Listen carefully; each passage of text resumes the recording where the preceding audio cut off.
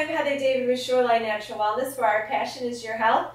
Today's daily 60 is the shoulder press. This works the deltoid muscle primarily, although your traps get involved a bit, so does your lats, so does your pec minor, so there are some other muscles that'll get involved.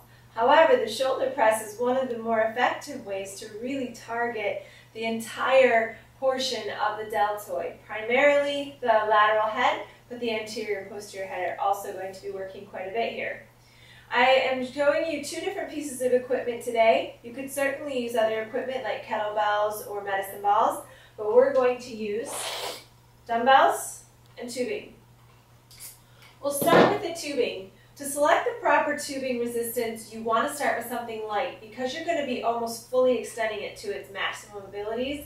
You don't want anything too heavy because think about tubing. The further you stretch it, the harder it gets. And as you're going up overhead, it's just going to get tighter and tighter. Take the tubing, press it or place it underneath your foot. 1 foot behind to get your hips into neutral position. Abdominals pulled in, rib cage dropped. Elbows down at your sides, hands up at your shoulders with your palms facing away from your body. The tubing should be in front of you. One of the most common errors is to have it behind you. This is going to rip the hair off your arms and not feel very good. So, here, exhale, press up, inhale, come down, and release, and release. It's the same concept with your dumbbells. Again, foot behind, ribs drop, abs in, exhale, inhale. Weight selection on the dumbbells, same as the tubing in that you want to select a resistance that's going to work you.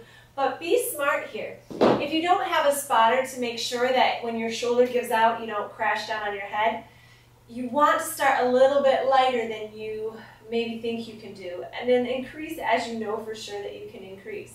Or get a spotter and go for the heavier weight. Just make sure your spotter knows what they're doing. So choose your resistance appropriately, and then do anywhere from 8 to 12 repetitions for 2 to 3 sets, a couple times a week, and make sure you got a couple days of rest in there with a couple minutes of rest between each set. Remember, the only way your body's going to change is if you challenge it. So if you're using a 3-pound dumbbell and on number 12, you're like, yeah, I could have done more, then that 3 pound is definitely not enough. It's time to go up.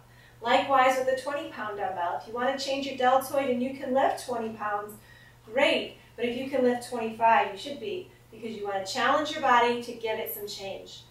I'm Heather David with Shoreline Natural Wellness, where our passion is your health.